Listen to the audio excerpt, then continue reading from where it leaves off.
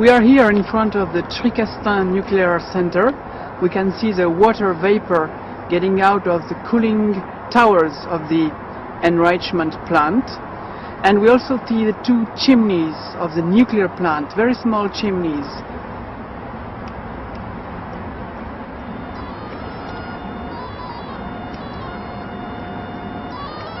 So we are measuring the level of gamma radiation here.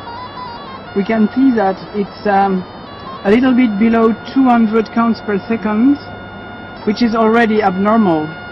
But if I move my body is no more stopping the gamma radiation coming from those drums containing uranium, and the level of radiation is increasing. It's about 270 counts per second. So our bodies are stopping a little bit those radiation, which means that the energy they send in the air is creating damage in our body. If we go closer, those drums are containing uranium and they are sending gamma radiation into the air around, closer to the gamma emitting source. So now we have more than 300 counts per second. This level of radiation is about 4 times above natural value in this area, which is 70 or 60 counts per second. So the people who live around here receive gamma radiation from the radioactive material which is stored on this site.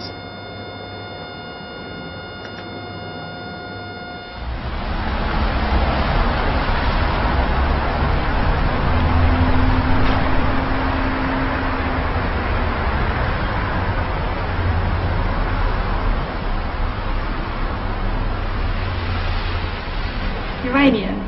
Isn't it like a chemical? Yeah, it's like a chemical, isn't it? No, I don't know what it is.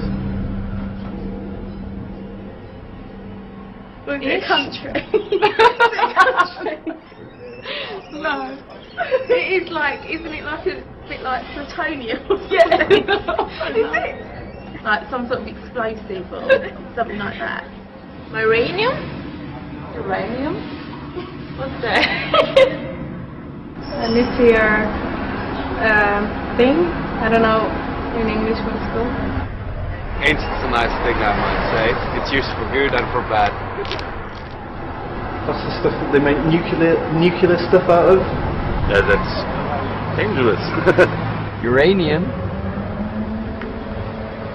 How you mean?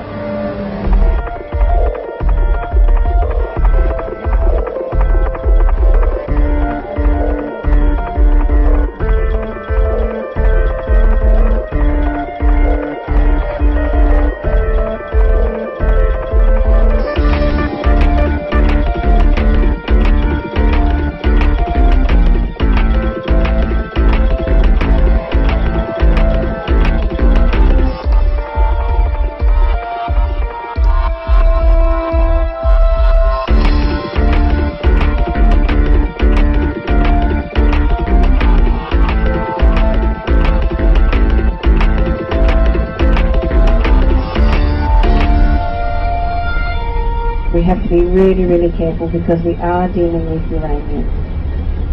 On the corner here is emergency services. On the right, this is where our big medical centre is.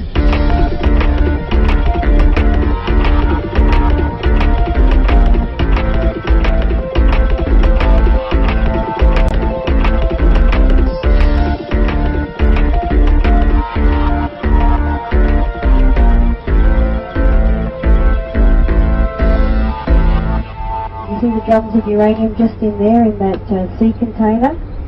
We pour that black powder into those drums. They're 44-gallon drums or 205-litre drums, and we strap each one into those sea containers individually. We put 48 in a sea container, we seal it, we put these stickers on the outside, and it's ready to go down to Adelaide.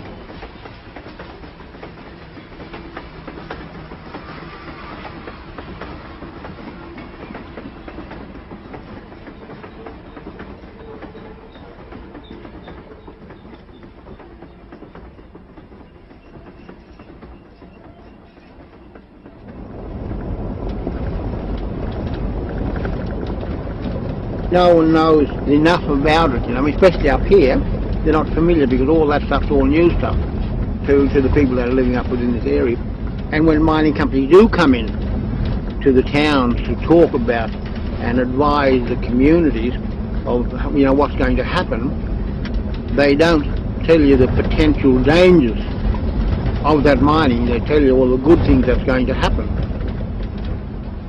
What about four big uranium mining within a radius of 50 kilometres or, well, Roxbury's about 100 from here, but if you go to the east, you're probably looking at 50 kilometres.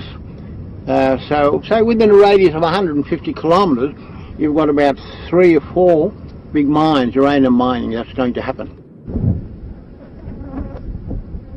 Any minerals or anything like that was seen by Aboriginal people as poison, and they never touched that. They never went near that. There's always stories that, and they're terrible stories, they're bad stories, saying that you shouldn't go near that place because that is a bad place, that place is poisonous.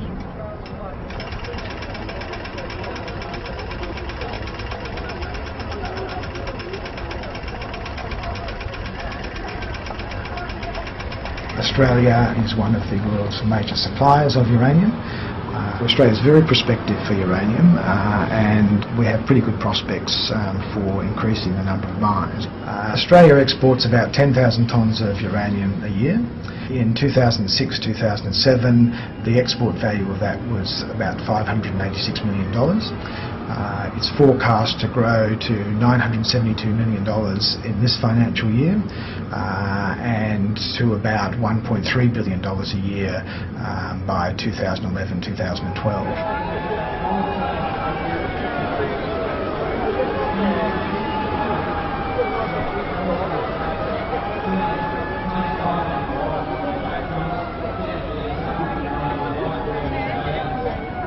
Uranium, in our eyes, is a very special mineral. It's unlike any other mineral on Earth. It's linked to the production of the world's worst industrial wastes, and it's linked to the creation, the spread, the proliferation of the world's worst ever weapons. So, from an Australian perspective, as a country that holds around 35 or 40% of the world's uranium, the thing that we are hoping to do, and the thing that we see as our responsibility, and the best thing we could do for the world, is keep the genie in the bottle.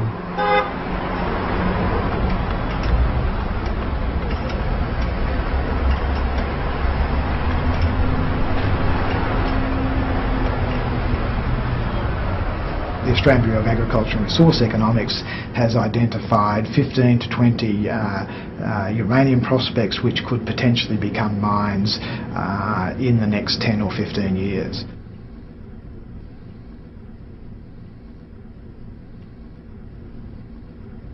So Australia is very prospective for uranium. Australia is one of the world's major suppliers of uranium. People want our product, they're going to keep wanting it. The British have just committed to the nuclear power industry for at least another 70 years. So people want our product and we can supply it.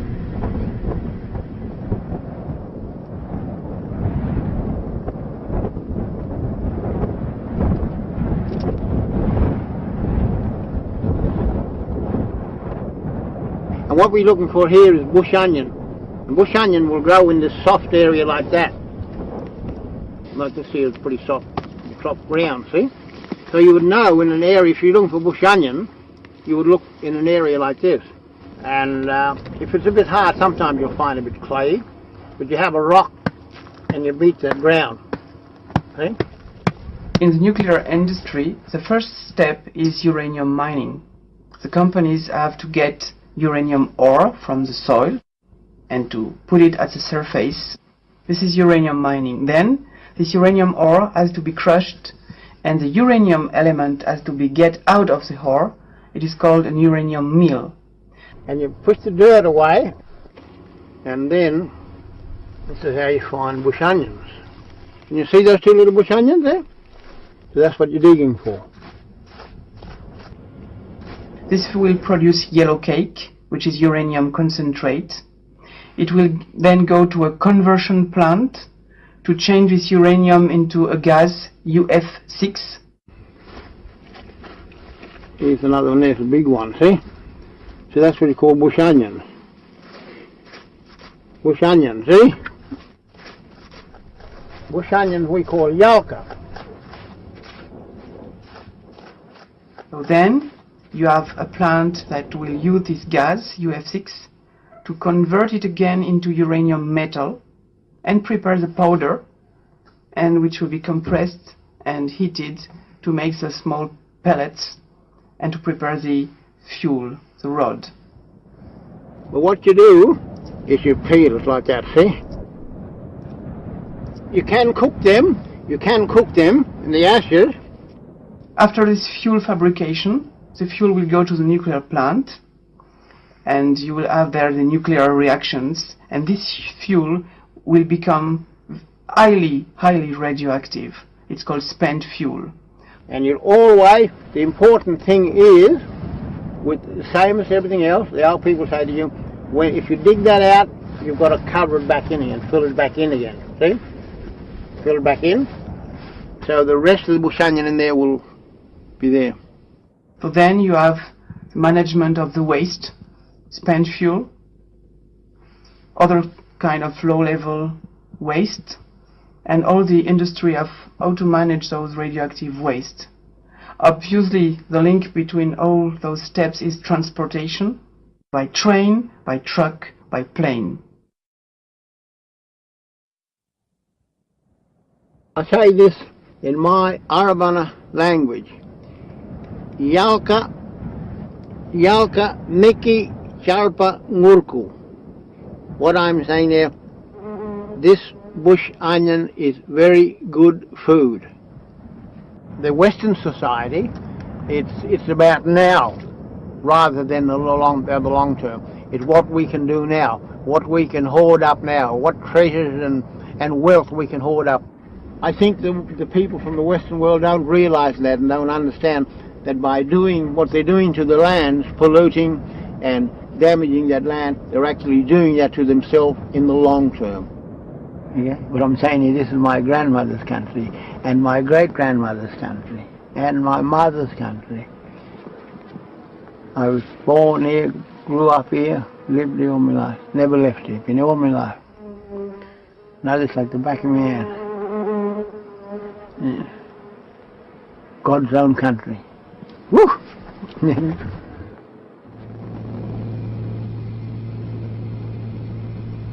We have real concerns in Australia about the long-term impacts of uranium mining. The long-term social impacts, the long-term cultural impacts on Indigenous people, obviously the long-term environmental impacts from leaking tailings dams and from contaminated water. We also have concerns about the long-term financial impacts, because what we've found so often across the mining sector in Australia is that mining companies quickly form, quickly identify deposits of whatever that mineral that's in demand is.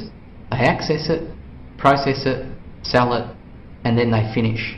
And what we have is a funny situation. We have a legal requirement and a legal recognition in some of the authorities and guidelines and regulations about uranium mining that says the mining company has a responsibility for 10,000 years to isolate and contain radioactive tailings at mines. The mining industry says it'll all be okay, it'll all be good, trust us, it'll be clean and safe, we'll all get jobs, we'll all get rich. And then we look at the reality of the mining industry.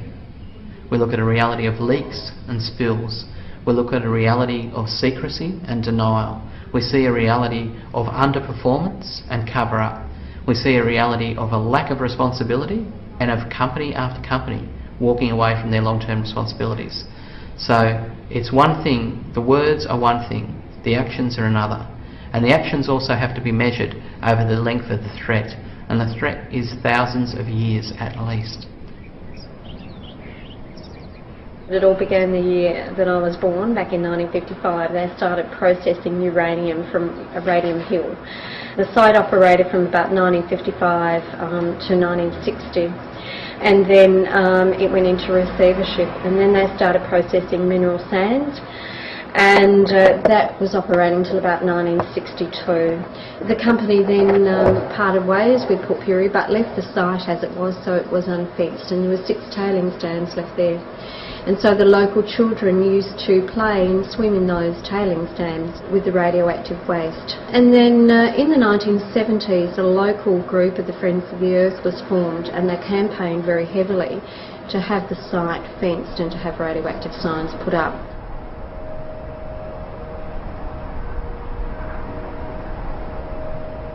Mining companies can say whatever they want. Politicians can say whatever they want. In a decade, they won't be a politician anymore. In 2 decades, they won't be a mining company anymore. In 4 decades, they won't be alive anymore. Against the spectrum of 10,000 years of threat, their promises are pretty hollow.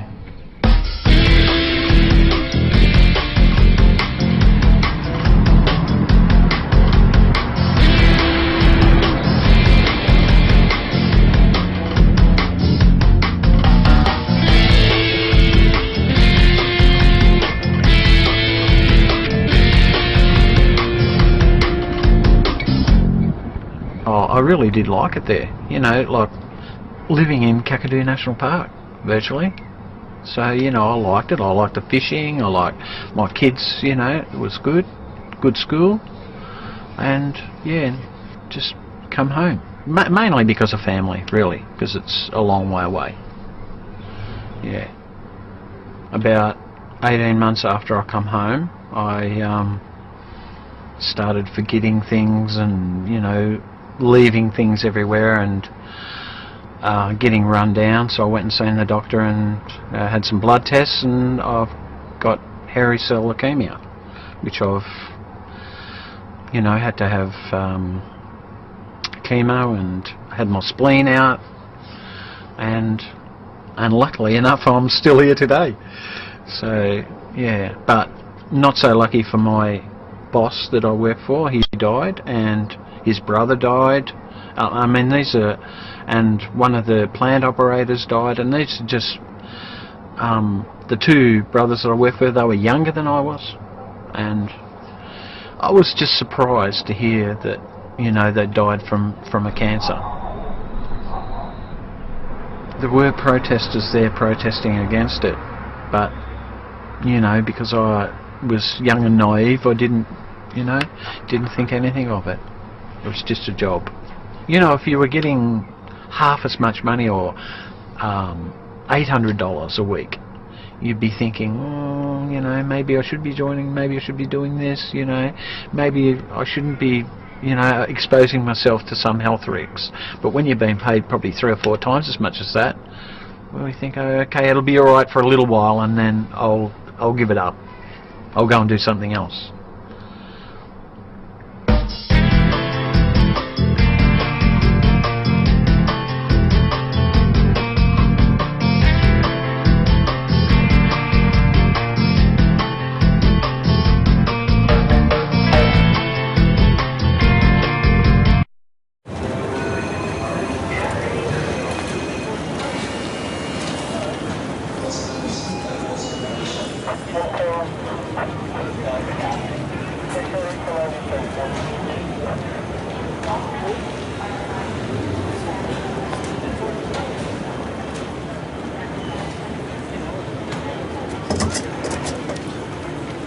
Welcome home. Thank you. At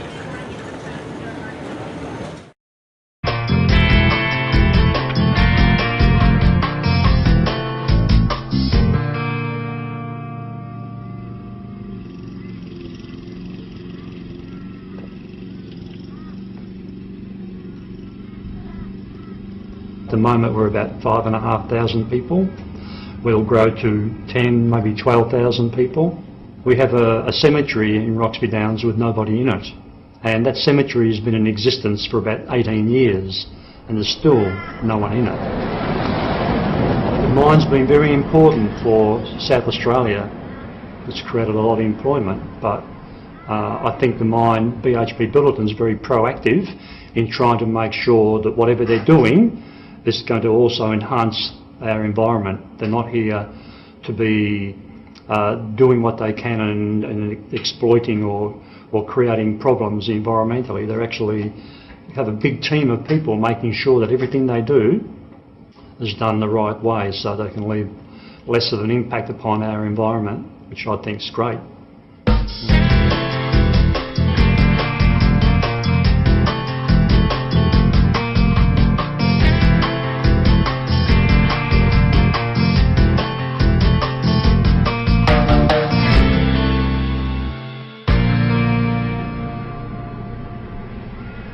I don't work for BHP Billiton. I work for local government, as I said, but I do know that BHP Billiton are fanatical almost on safety.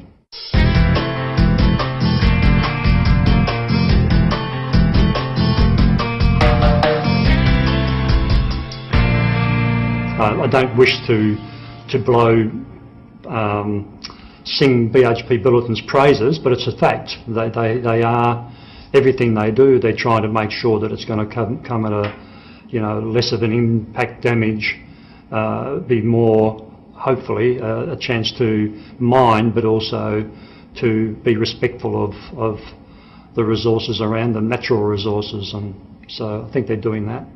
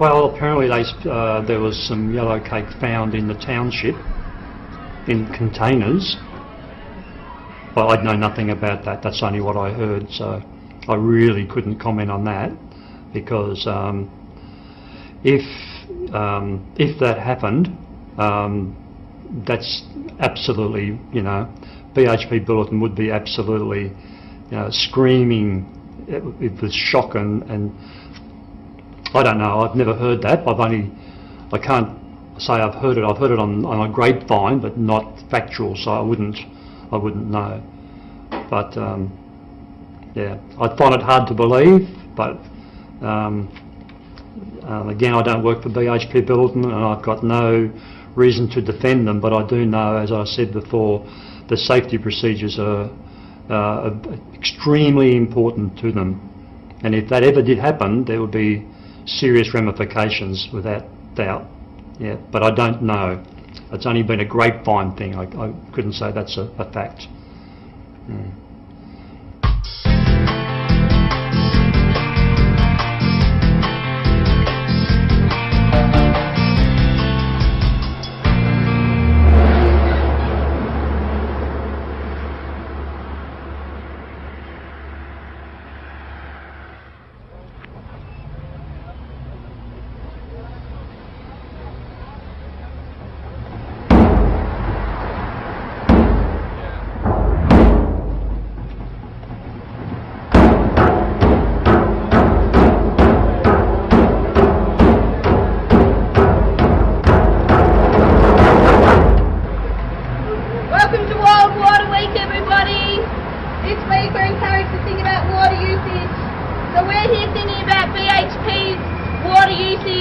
In just one uranium mine, BHP sucks up over 35 million litres of water a day. 35 million litres of water every day goes into the BHP Roxbury Downs uranium mine. We don't think this is okay, and we're happy to stand up in silly suits on waste barrels, be late for work, and hang around here because we don't think it's good enough for Australians. It's not good enough for the people who are going to use our uranium overseas. We're all on one planet, and we need to conserve our water across the world so we can have water for future generations, not for toxic uranium mines.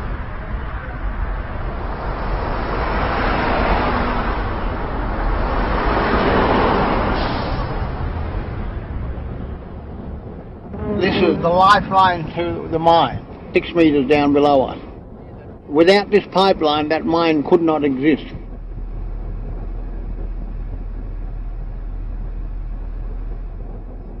And that's coming from the Great Artesian Basin. Without this pipeline here, that mine could not survive. At the moment, the mine draws on the Great Artesian Basin for its water supply. It in fact uses about 3/4 of its allowable arrangement. It doesn't draw all that it has to do, and what the studies of that show and what the regulation of that shows is that the Great Artesian Basin is sustainable, notwithstanding the fact that the Olympic Dam draws on it for its water supply.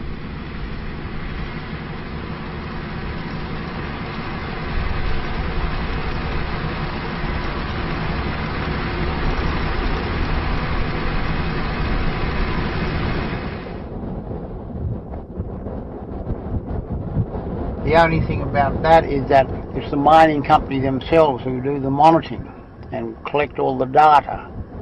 And if they want to manipulate that data, they can, because no one else sees it. If there's an impact on the basin, you wouldn't know, because they're not going to tell you that anyhow, because it's their livelihood that's threatened. So that's water that's coming out of the Great Artesian Basin. See? And I suppose you call it artificial. Down the track we'll see natural water escaping from the Great Artesian Basin in the Mound Springs and that. So it's amazing to look at this dry and this arid looking land. You wouldn't expect to find so much water below, but there is. Yeah. Again, the changes since the mining, you've got a depression, as you'll see in there. See, there's a depression. In the past you didn't have that. There was a level filling across there rather than a depression. Aboriginal people who live in the area have absolutely noticed that natural springs and natural outlets for Great Artesian Basin water called Mound Springs, which have been really important both culturally and for ceremony significance, they're drying up.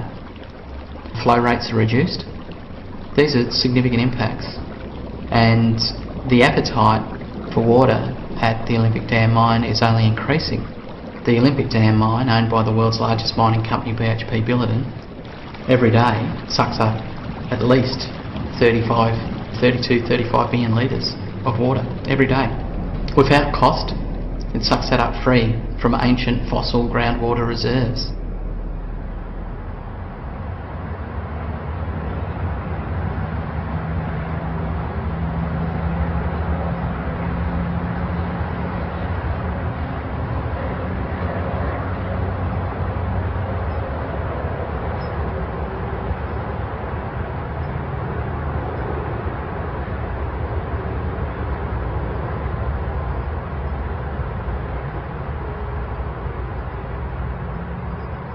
If you get this uranium and you bring it at the surface, the companies will make a sort of selection.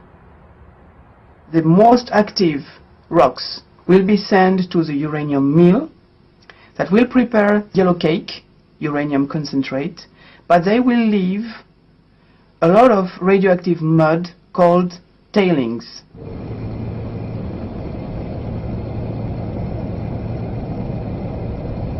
Remember that tailings are a problem tailings are an issue with all mines. So you have to manage tailings with all mines, and you have to manage tailings with uranium mines as well.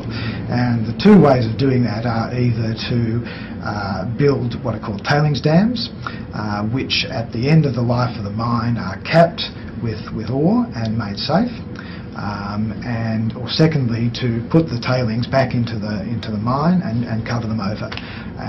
Both of those ways are both best practice and environmental best practices, engineering best practice and environmental best practice.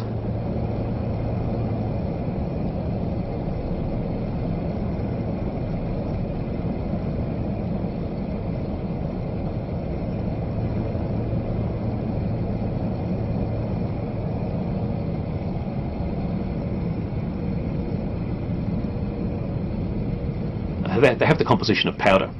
It's readily eroded by wind or by water, and those tailings are going to remain hazardous for thousands of years. The volume is so large that the company they intend to leave it on the surface and not move it. That they're looking to just leave it on site.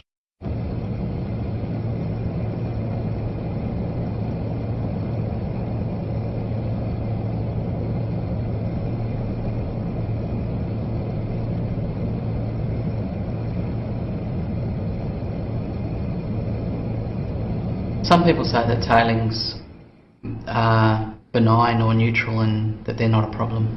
Tailings are in fact less radioactive and less dangerous than the materials from which they come, because the uranium oxide, as the uranium ore, has been extracted.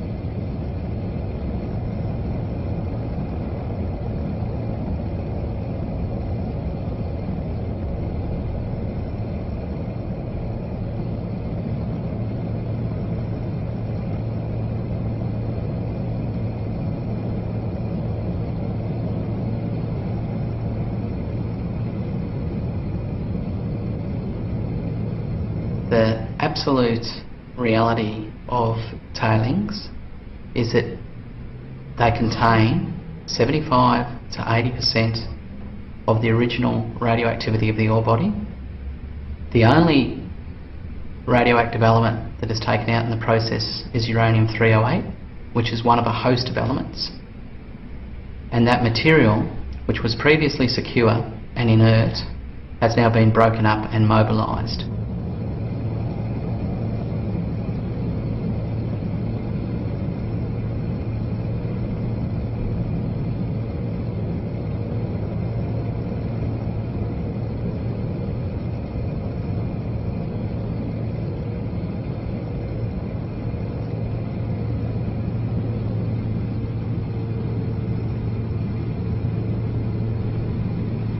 Tailings are a profoundly serious environmental management problem.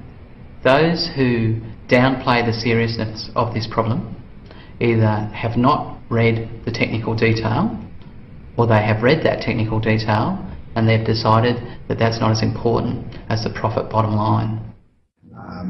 Uranium mining in Australia is heavily regulated. It's heavily scrutinised. There are laws at the national level. There are laws governing environmental protection at the national level. There are laws governing environmental protection at the state level. There are laws governing the mining of uranium and the transport of uranium.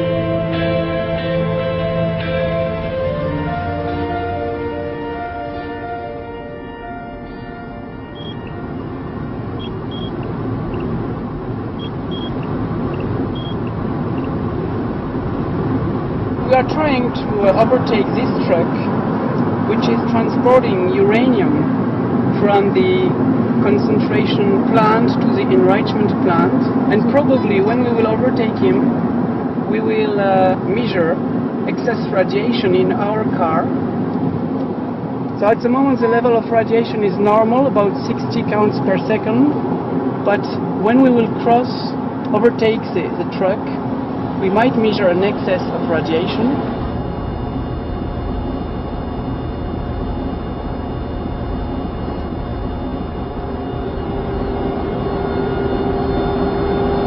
It's much higher than the natural radiation level, which is about less than 100.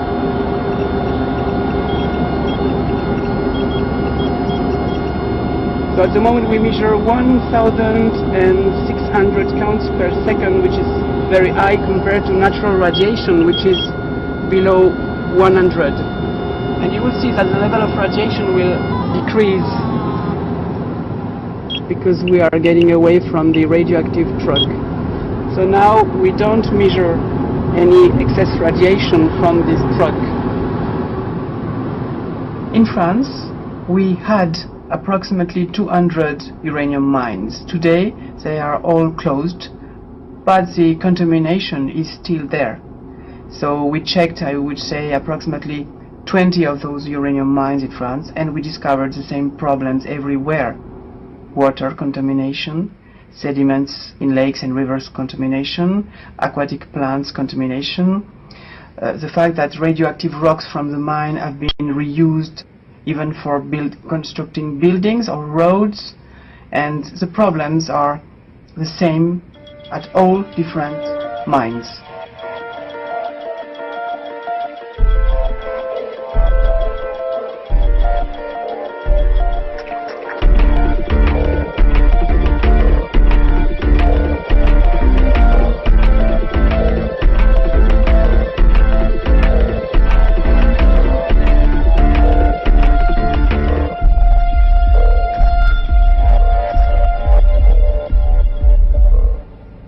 CURAD means Commission for Research and Independent Information about Radiation.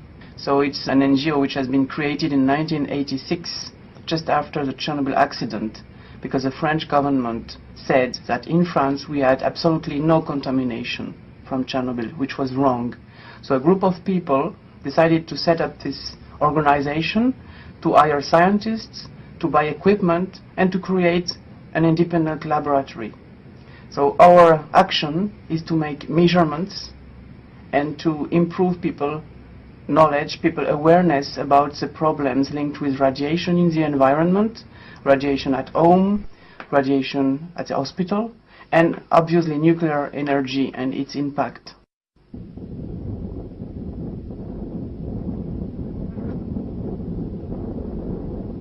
You know, those radiations, alpha, beta, gamma, they carry a lot of energy. For example, a typical gamma radiation will have an energy of, for example, 1 million electron volts, while the visible light from the sun has an energy of 1 or 2 or 3 electron volts. So those radiations, ionizing radiations, they carry a lot of energy. You know that if you spend too much time exposed to solar rays, you can get skin cancer.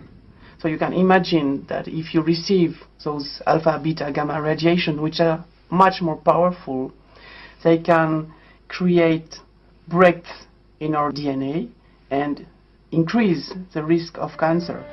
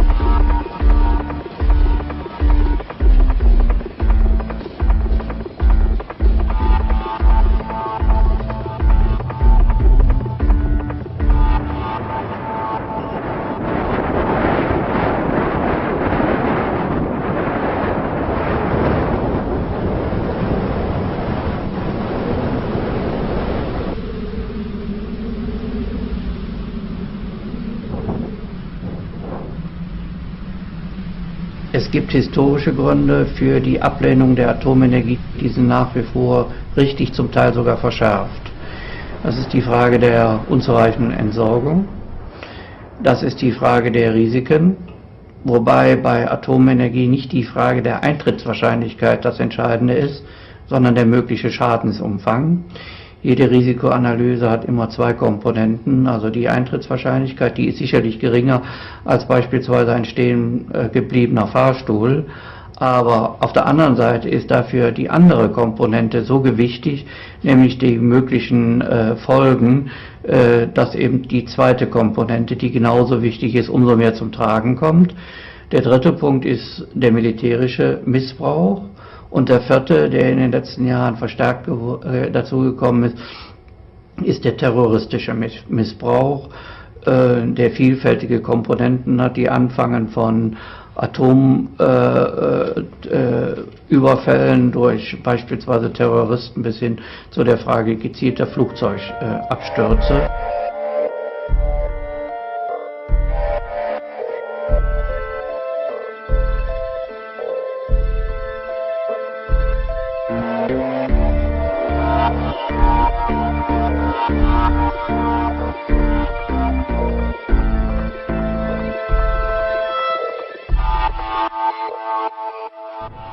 Sagen wir, die Atomenergie ist für meine Begriffe nicht das, was es sein soll.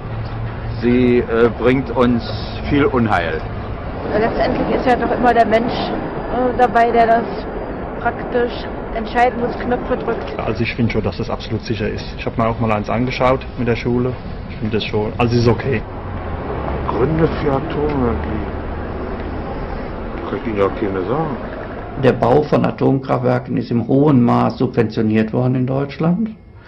Und nach etwa 15, 16 Jahren nach unserer Einschätzung ist ein Atomkraftwerk, vielleicht nach 18, aber das ist die höchste Frist, die ich kenne, ist ein Atomkraftwerk abgeschrieben. Und danach verdient man verdammt viel Geld mit dem Atomkraftwerk.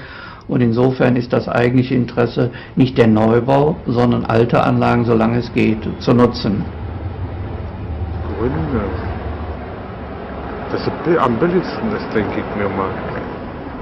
Ja, es gibt Studien, die das berechnen. Diese Studien existieren und sagen, dass es ca. 1 Million Euro pro Tag sind, die ein Betreiber durch das Weiterlaufen der Atomkraftwerke hier gewinnt. Und die Energieversorger können sehr teuren Strom zurzeit verkaufen, weil an der Leipziger Börse der Strompreis sehr viel höher ist. Und das wird aber den Verbrauchern in Rechnung gestellt, sodass ein Atomkraftwerk schon wirklich eine sehr preisgünstige Variante für den jetzigen Energieversorger ist. Viele Verbraucher interessiert das gar nicht. Also ob sie jetzt erneuerbare Energie nutzen oder ob sie Atomenergie nutzen. Der Verbraucher merkt ja nicht, was er aus der Steckdosen rauskriegt. Ich finde es gut, weil es ist billiger Strom. Ja, das ist am billigsten ist. Zurzeit.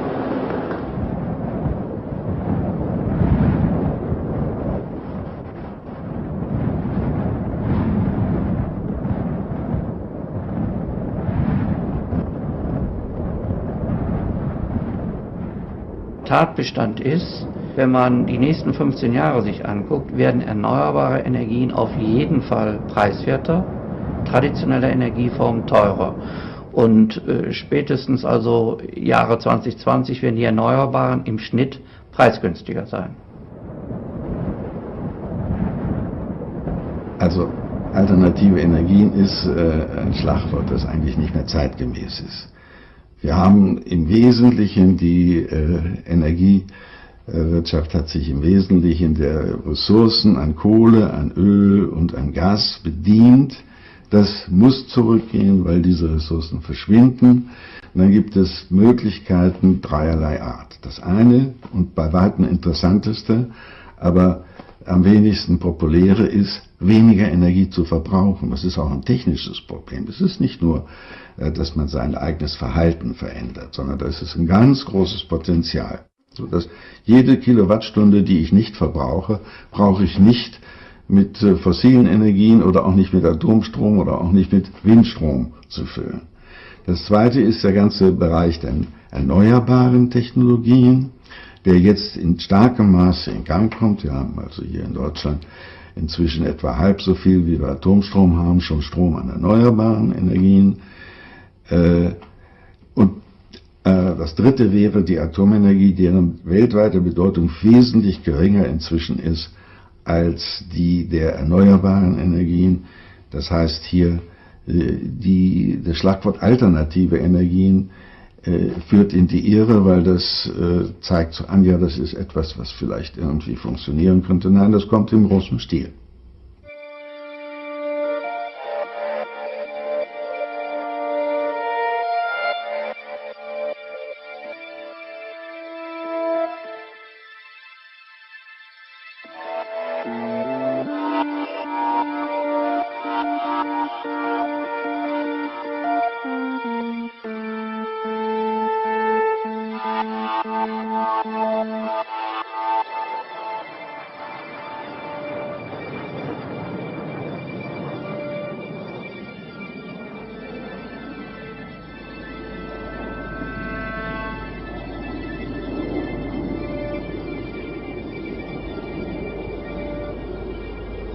Wir haben eine intensive Debatte beispielsweise in der Enquete-Kommission des Deutschen Bundestages schon in den 80er Jahren, Ende der 80er Jahre gehabt. Und damals war die Kommission mehrheitlich besetzt von Befürwortern der Atomenergie, unter anderem auch durch Professor Michaelis, der in Deutschland das Handbuch für die Kernenergie geschrieben hat, also sozusagen einer der Hauptmotoren für die Kernenergie.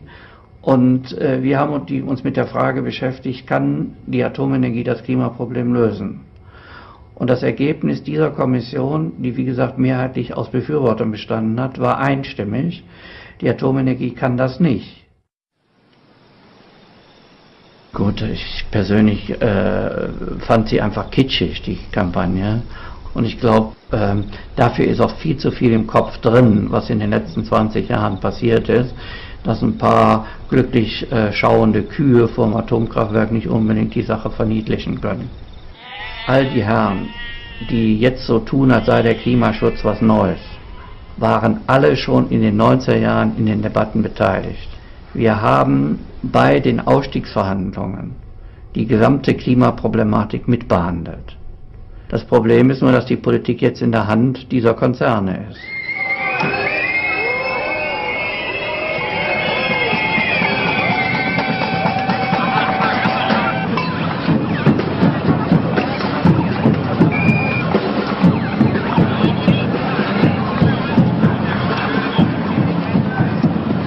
Politik reagiert vor allen Dingen, insbesondere in Demokratien, Gott sei Dank haben wir einen, auf das, was Wahlen betrifft.